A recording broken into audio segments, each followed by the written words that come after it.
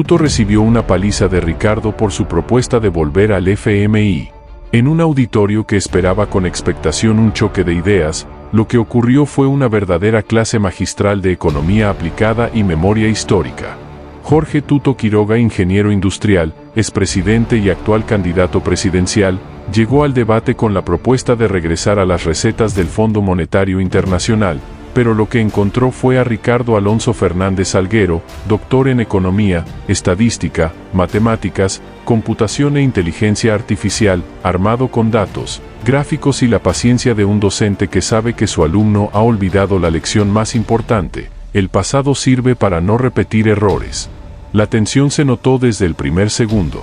Tuto desplegó su discurso clásico: hemos vivido un estancamiento económico, el FMI trae liquidez y promueve disciplina fiscal, es hora de retomar esa ruta. Sin titubeos, invocó su propia experiencia como vicepresidente y presidente para legitimar su propuesta.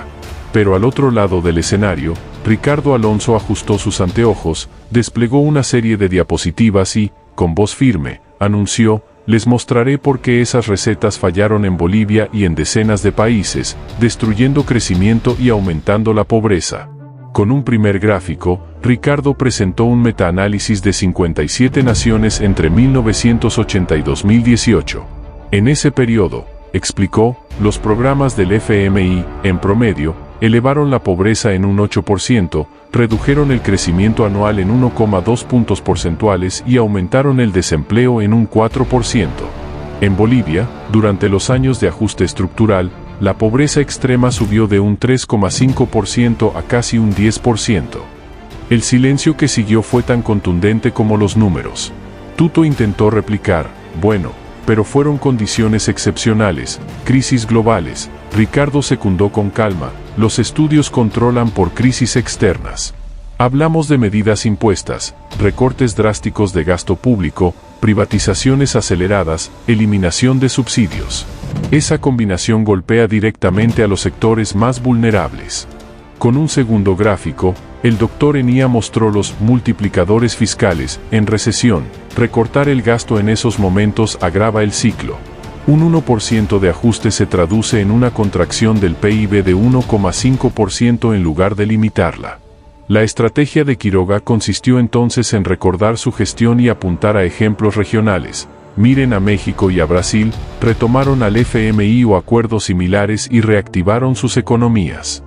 Sin esperarlo, Ricardo respondió con otro metaanálisis: sí, pero esos casos se acompañaron de políticas contracíclicas y reformas estructurales internas. El FMI no es un remedio milagroso, es una medicina que debe aplicarse con cuidado. Sin controles, las recetas se vuelven tóxicas. El momento más demoledor llegó cuando Ricardo puso un último gráfico centrado en la gestión Banzer-Tuto, 1997-2001. La diapositiva mostraba cifras irrefutables. La informalidad laboral subió del 61% al 76%, la pobreza extrema aumentó en 5 puntos y el índice Gini se disparó a 61, el nivel más alto en 35 años. Esos datos, dijo, son oficiales del INE. No son especulaciones, son la fotografía de una era en que las promesas de prosperidad se traducían en más desigualdad. Visiblemente incómodo, Tuto prometió enviar otros datos en otro momento, pero la sala ya se había inclinado hacia Ricardo. Con serenidad, el docto economista concluyó: la lección es clara, no podemos entregar nuestra soberanía económica a recetas universales. Debemos combinar disciplina fiscal con inversión pública inteligente y protección social. Si no aprendemos de la historia, estamos condenados a repetirla. Cuando los aplausos cerraron el debate, quedó la sensación de un nocaut intelectual. No hubo golpes bajos ni ataques personales. La victoria de Ricardo Alonso fue forjada con evidencia, rigor académico y respeto por la verdad numérica.